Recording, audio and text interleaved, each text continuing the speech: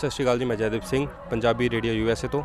ਤੇ ਅੱਜ ਸਾਡੇ ਨਾਲ ਉਹ ਸ਼ਖਸੀਅਤ ਮੌਜੂਦ ਨੇ, ਇੱਥੇ ਉਹ ਮਾਤਾ ਜੀ ਮੌਜੂਦ ਨੇ ਜਿਨ੍ਹਾਂ ਦੇ 84 ਵਿੱਚ ਬਹੁਤ ਫੈਮਿਲੀ ਮੈਂਬਰ ਸ਼ਹੀਦ ਹੋਏ ਸੀ ਤੇ ਉਹਨਾਂ ਵਿੱਚੋਂ ਉਹਨਾਂ ਦਾ ਇੱਕ 18 ਦਿਨ ਦਾ ਮੁੰਡਾ ਵੀ ਸੀ। ਹਾਂਜੀ, ਤੁਸੀਂ ਇਸ ਅੰਦੋਲਨ ਨੂੰ ਕਿਵੇਂ ਦੇਖਦੇ ਹੋ ਤੇ ਜਿਹੜਾ ਅੱਗੇ ਫੈਸਲਾ ਆਉਣ ਵਾਲਾ ਹੈ ਤੇ ਉਹਦੇ ਉੱਤੇ ਤੁਹਾਡੇ ਕੀ ਵਿਚਾਰ ਨੇ? ਫੈਸਲਾ ਤੇ ਦੇਖੋ ਬੇਟੇ, ਤੁਹਾਡੀ ਕਮਿਟਮੈਂਟ ਦੇ ਉੱਤੇ ਡਿਪੈਂਡ ਕਰਦਾ ਹੈ, ਤੁਸੀਂ ਕਿੰਨੇ ਕਮਿਟਡ ਹੋ। ਜਿਹੜਾ ਤੁਸੀਂ ਮੋਰਚਾ ਲਾਇਆ ਹੈ, ਜਿਹੜਾ ਤੁਹਾਡਾ ਮੁੱਦਾ ਹੈਗਾ ਜਿਹਦੇ ਵਾਸਤੇ ਤੁਸੀਂ ਇੱਥੇ ਚਿੱਕੜ ਚੋਬੇ ਦੇ ਵਿੱਚ ਤੇ ਸੜਕਾਂ ਦੇ ਉੱਤੇ ਰੁਲ ਰਹੇ ਹੋ, ਕਿਸਾਨੀ ਸਾਰੀ ਆਪਣਾ ਨਸਲ ਤੇ ਫਸਲ ਦੀ ਜਿਹੜੀ ਲੜਾਈ ਲੜ ਰਹੀ ਆ, ਤੇ ਉਹਦੇ ਵਾਸਤੇ ਅਸੀਂ ਕਿੰਨੇ ਕਮਿਟਡ ਹੈਗੇ ਆ, ਉਨੇ ਹੀ ਨਤੀਜੇ ਉਹਦੇ ਅਕੋਰਡਿੰਗ ਹੀ ਆਣੇ ਨੇ।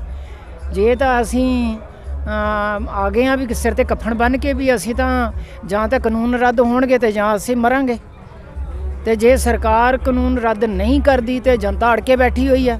ਸਰਕਾਰ ਹੁਣ ਉਹਦੇ ਵਾਸਤੇ ਨਮੋਸ਼ੀ ਦਾ ਕਾਰਨ ਬਣਿਆ ਹੋਇਆ ਵੀ ਉਹਨੇ ਹੁਣ ਪੰਗਾ ਤੇ ਲੈ ਲਿਆ ਕਿਸਾਨੀ ਦੇ ਨਾਲ, ਕਿਸਾਨਾਂ ਦੇ ਨਾਲ, ਤੇ ਹੁਣ ਉਹਨਾਂ ਨੂੰ ਸਮਝ ਨਹੀਂ ਆ ਰਹੀ ਵੀ ਹੁਣ ਕਰੀਏ ਕੀ, ਸੰਭਾਲੀਏ ਕਿੱਦਾਂ। ਮੋਰਚਾ ਇੰਟਰਨੈਸ਼ਨਲ ਪੱਧਰ ਦੇ ਉੱਤੇ ਜਿਹੜਾ ਉਹ ਐਡਾ ਵੱਡਾ ਰੂਪ ਧਾਰਨ ਕਰ ਗਿਆ ਤੇ ਵਰਲਡ ਲੈਵਲ ਦਾ ਇਹ ਮੁੱਦਾ ਬਣ ਗਿਆ ਤੇ ਹੁਣ ਸਾਰੀ ਦੁਨੀਆ ਦੀਆਂ ਨਜ਼ਰਾਂ ਇਹਦੇ ਵੱਲ ਲੱਗੀਆਂ ਹੋਈਆਂ ਨੇ। ਤੇ ਜਿਹੜੀ ਗੱਲ ਮੋਰਚੇ ਦੀ ਹੈ, ਮੋਰਚਾ ਠੀਕ ਚੱਲ ਰਿਹਾ ਹੈ, ਜਨਤਾ ਦਾ ਸਾਥ ਹੈ, ਜਨਤਾ ਉਹਨਾਂ ਚਿਰ ਹੀ ਬਰਦਾਸ਼ਤ ਕਰਦੀ ਹੈ ਜਿੰਨਾ ਚਿਰ ਲੀਡਰਸ਼ਿਪ ਦੀਆਂ ਲੱਤਾਂ 'ਚ ਜਾਨ ਹੁੰਦੀ ਹੈ। ਤੇ ਲੀਡਰਸ਼ਿਪ ਜਿਹੜੀ ਹੈ ਕਾਇਮ ਰਹਿਣੀ ਚਾਹੀਦੀ ਹੈ, ਕਿਉਂਕਿ ਪਿੱਛੇ ਲੱਖਾਂ ਲੋਕ ਖੜੇ ਨੇ ਤੇ ਪੇਟ ਦਾ ਮਸਲਾ ਹੈ, ਸਾਡੀ ਵੱਖਰੀ ਪਛਾਣ ਦਾ ਮਸਲਾ, ਸਾਡੀ ਨਸਲ ਦਾ ਮਸਲਾ ਹੈ, ਸਾਡੀ ਰੋਜੀ ਰੋਟੀ ਦਾ ਮਸਲਾ ਹੈ। ਤੇ ਅਸੀਂ ਕਦੀ ਵੀ ਨਹੀਂ ਬਰਦਾਸ਼ਤ ਕਰਾਂਗੇ ਬਈ ਇਹ ਕਾਰਪੋਰੇਟ ਘਰਾਣਿਆਂ ਨੂੰ ਅਸੀਂ ਆਪਣੀਆਂ ਜ਼ਮੀਨਾਂ ਦੇ ਦਈਏ ਤੇ ਉਹ ਸਾਨੂੰ ਮਜ਼ਦੂਰ ਤੇ ਸਾਨੂੰ ਆਪਣੇ ਕਾਮੇ ਬਣਾ ਕੇ ਰੱਖ ਲੈਣ। ਤੇ ਸਿਰ ਧੜ ਦੀ ਬਾਜੀ ਲੱਗੀ ਹੋਈ ਹੈ। ਮੈਨੂੰ ਲੱਗਦਾ ਵੀ ਇਹ ਕਿਸਾਨੀ ਦਾ ਲਾਸਟ ਹੀ ਮੋਰਚਾ ਹੈਗਾ ਤੇ ਆਖਰੀ ਪੜਾਅ 'ਤੇ ਹੈਗਾ। ਲੀਡਰਸ਼ਿਪ ਨੂੰ ਆਪਣੀ ਇਤਿਹਾਸ ਤੋਂ ਸਬਕ ਸਿੱਖ ਕੇ ਆਪਣੀਆਂ ਲੱਤਾਂ 'ਤੇ ਖੜੇ ਰਹਿਣਾ ਚਾਹੀਦਾ। ਤੇ ਇਹ ਗੱਲ ਮੈਂ ਸਟੇਜ ਤੋਂ ਵੀ ਕਿਹਾ ਹੀ ਹਾਂ ਵੀ ਇਤਿਹਾਸ ਪੜ੍ਹ ਕੇ ਇਤਿਹਾਸ ਤੋਂ ਸਬਕ ਸਿੱਖਣਾ ਚਾਹੀਦਾ ਵੀ ਜਦੋਂ ਵੀ ਲੀਡਰਸ਼ਿਪ ਨੇ ਕਮਜ਼ੋਰੀ ਦਿਖਾਈ ਹੈ ਮੋਰਚੇ ਉਦੋਂ ਫੇਲ ਹੋਏ ਨੇ।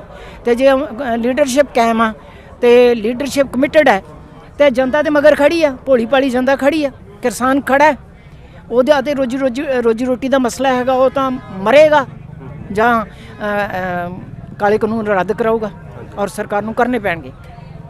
ਤੇ ਹੁਣ ਅਗਰ ਦੇਖੀਏ ਅਸੀਂ ਕਿ ਕੱਲ੍ਹ ਫੈਸਲਾ ਆਉਣਾ ਤੇ ਫੈਸਲੇ ਤੋਂ ਬਾਅਦ ਅਗਰ ਜੇ ਫੈਸਲਾ ਸਾਡੇ ਹੱਕ 'ਚ ਆਇਆ ਫਿਰ ਤਾਂ ਕੋਈ ਦਿੱਕਤ ਨਹੀਂ, ਅਸੀਂ ਆਪਣੇ ਘਰ ਚੱਲ ਜਾਵਾਂਗੇ। ਅਗਰ ਫੈਸਲਾ ਸਾਡੇ ਹੱਕ 'ਚ ਨਹੀਂ ਆਉਂਦਾ ਤੇ ਹੋਰ ਤਰੀਕਾ ਪੈ ਰਹੀਆਂ ਨੇ ਅੱਗੇ, ਉਹਦੇ ਤੁਸੀਂ ਕੀ ਕਹਿਣਾ ਚਾਹੋਗੇ?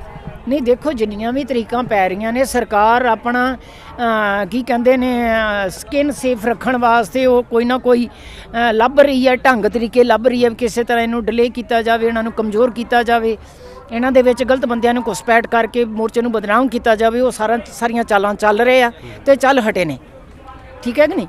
ਤੇ ਉਹ ਉਹਨਾਂ ਨੇ ਦੇਖ ਲਿਆ ਵੀ ਹੁਣ ਇਹ ਇੰਨੇ ਕਮਿਟਡ ਲੋਕ ਨੇ ਵੀ ਉਹਨਾਂ ਨੂੰ ਹੁਣ ਲੀਡਰਸ਼ਿਪ ਦੀ ਵੀ ਕੋਈ ਪਰਵਾਹ ਨਹੀਂ ਹੈਗੀ। ਫੈਸਲਾ ਸਾਡੇ ਹੱਕ 'ਚ ਕੱਲ੍ਹ ਆਵੇ ਜਾਂ ਨਾ ਆਵੇ, ਕਿਸਾਨ ਜਿਹੜੇ ਨੇ ਉਹ ਮਰਨ ਮਰਾਉਣ 'ਤੇ ਆਏ ਹੋਏ ਨੇ, ਉਹ ਬੈਠੇ ਹੋਏ ਨੇ ਕਮਰ ਕੱਸਾ ਕਰਕੇ, ਕੱਪੜ ਬੱਧਾ ਹੋਇਆ ਉਹਨਾਂ ਨੇ ਸਿਰਾਂ 'ਤੇ।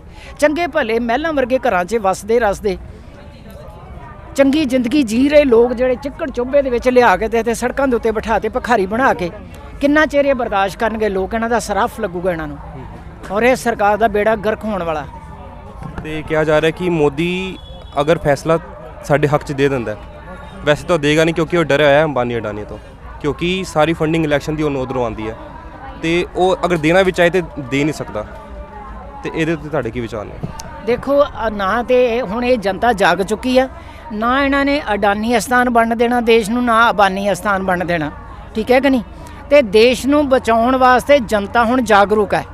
ਹੁਣ ਉਹ ਮੋਦੀ ਜਿਹੜਾ ਕਹਿੰਦਾ ਸੀ ਨਾ, ਮੈਂ ਤਾਂ ਨੌਕਰ ਹਾਂ ਦੇਸ਼ ਦਾ, ਮੈਂ ਤਾਂ ਤੁਹਾਡਾ ਨੌਕਰ ਹਾਂ, ਮੈਂ ਤਾਂ ਤੁਹਾਡਾ ਚੌਕੀਦਾਰ ਹਾਂ, ਉਹ ਸੱਚੀ ਮੁੱਚੀ ਚੌਕੀਦਾਰ ਹੀ ਨਿਕਲਿਆ ਔਰ ਐਡਾ ਨਖਿੱਧ ਚੌਕੀਦਾਰ ਨਿਕਲਿਆ ਵੀ ਚੋਰਾਂ ਨਾਲ ਕੁੱਤੀ ਰਲੀ ਹੋਈ ਆ। ਤੇ ਉਹ ਦੱਸੇ ਜੋ ਉਹਦੀ ਮਜਬੂਰੀ ਆ ਵੀ ਉਹਨਾਂ ਨੇ ਫੰਡਿੰਗ ਕੀਤੀ ਹੋਈ ਆ, ਅਡਾਨੀ ਅੰਬਾਨੀ ਹੋਣਾ ਨੇ ਤੇ ਇਹਨੂੰ PM ਬਣਾਇਆ ਹੋਇਆ, ਉਹ ਦੱਸੇ ਕਿੰਨੇ ਪੈਸੇ ਦਿੱਤੇ ਹੋਏ ਉਹਨਾਂ ਨੇ। ਅਸੀਂ ਤਾਂ ਜਨਤਾ ਸਾਰੇ ਪੈਸੇ ਵੀ ਇਕੱਠੇ ਕਰਕੇ ਤੇ ਮੱਥੇ ਮਾਰਨ ਨੂੰ ਤਿਆਰ ਹਾਂ, ਗਲੋਂ ਤਾਂ ਲੱਥਣ। ਤੇ ਇਹ ਜਨਤਾ ਜਿਹੜੀ ਆ ਨਾ, ਹਰਿਆਣਾ, ਪੰਜਾਬ, ਕੀ ਕਹਿੰਦੇ ਨੇ, ਹਿਮਾਚਲ, ਰਾਜਸਥਾਨ, UP, ਬਿਹਾਰ, ਉਹਦਾ ਪੂਰੀ ਕੰਟਰੀ ਦਾ ਜਿਹੜਾ ਕਿਸਾਨ ਹੈ ਉਹ ਹੁਣ ਜਾਗਰੂਕ ਹੈਗਾ ਤੇ ਉਹ ਹੁਣ ਉਹ ਪਿੱਛੇ ਮੁੜਨ ਵਾਲਾ ਨਹੀਂ, ਉਹਨਾਂ ਦੇ ਪਿੱਛੇ ਹੈ ਹੀ ਕੁਝ ਨਹੀਂ, ਬਚਦਾ ਹੀ ਕੁਝ ਨਹੀਂ। ਤੇ ਉਹ ਕੀ ਲੈਣ ਜਾਣਗੇ? ਇਹਦੇ ਨਾਲੋਂ ਬਿਹਤਰ ਉਹ ਇੱਥੇ ਮਰ ਜਾਣ ਇਹਨਾਂ ਦੇ ਸਿਰ ਚੜ੍ਹ ਕੇ, ਚੰਗੀ ਮੌਤ ਮਰਨ, ਅਣਖ ਨਾਲ ਮਰਨ, ਗੈਰਤ ਨਾਲ ਮਰਨ, ਆਪਣੇ ਹੱਕਾਂ ਲਈ ਲੜਦੇ ਮਰਨ, ਤੇ ਉਹ ਚੰਗੀ ਮੌਤ ਆ। ਜੇ ਅਸੀਂ ਖਾਲੀ ਹੱਥ ਮੁੜ ਕੇ ਜਾਂਦੇ ਮੌਤ ਉੱਥੇ ਵੀ ਆ, ਦੋਵਾਂ ਹਾਲਤਾਂ 'ਚ ਮੌਤ ਖੜੀ ਆ। ਔਰ ਇਹ ਮੌਤ ਚੰਗੀ ਆ, ਗੈਰਾਂ ਵਾਲੀ ਮੌਤ ਮਰਨਾ ਚਾਹੀਦਾ, ਨਾ ਕਿ ਅੰਤਰੇ ਕੀ ਕਹਿੰਦੇ ਨੇ ਖਸਮਾਂ ਨੂੰ ਕਹਣੇ ਅਣਖ ਨਾਲ ਮਰਨਾ ਚਾਹੀਦਾ, ਨਾ ਕਿ ਬੇਗੈਰ ਤੇ ਹੋ ਕੇ ਮਰਨਾ ਚਾਹੀਦਾ। ਤੇ ਕਿਹਾ ਜਾ ਰਿਹਾ ਕਿ ਇਸ ਅੰਦੋਲਨ ਵਿੱਚ ਕਮ ਸੇ ਕਮ 40 ਤੋਂ 50 ਬੰਦੇ ਸ਼ਹੀਦ ਹੋਏ ਨੇ, ਤੇ ਜੋ ਸ਼ਹੀਦ ਹੋਏ ਨੇ ਉਹਨਾਂ ਦੇ ਘਰਦਿਆਂ ਨੂੰ ਮੁਆਵਜ਼ਾ ਦੇਣਾ ਚਾਹੀਦਾ। ਇੱਦਾਂ ਲੋਕੀ ਬਹੁਤ ਕਹਿ ਰਹੇ ਨੇ ਕਿ ਹਾਂਜੀ ਦੇਣਾ ਚਾਹੀਦਾ। ਤੁਹਾਡੇ ਕੀ ਵਿਚਾਰ ਨੇ? ਨਹੀਂ, ਉਹਨਾਂ ਨੂੰ ਤੇ ਮੁਆਵਜ਼ਾ ਵੀ ਦੇਣਾ ਚਾਹੀਦਾ ਹੈ, ਉਹਨਾਂ ਦੇ ਤੇ ਨਾਂ ਦੇ ਉੱਤੇ ਇੱਥੇ ਯਾਦਗਾਰ ਬਣਨੀਆਂ ਹੈ। ਇਹ ਸਿੰਘੂ ਬਾਰਡਰ ਜਿਹੜਾ ਹੈ ਇੱਥੇ ਤੇ ਉਹਨਾਂ ਦੇ ਸ਼ਹੀਦਾਂ ਦੀ ਯਾਦ ਦੇ ਵਿੱਚ ਯਾਦਗਾਰ ਬਣਨੀ ਬੜੀ ਵੱਡੀ, ਰਹਿੰਦੀ ਦੁਨੀਆ ਤੱਕ ਉਹਨਾਂ ਦਾ ਨਾਂ ਰਹੂਗਾ।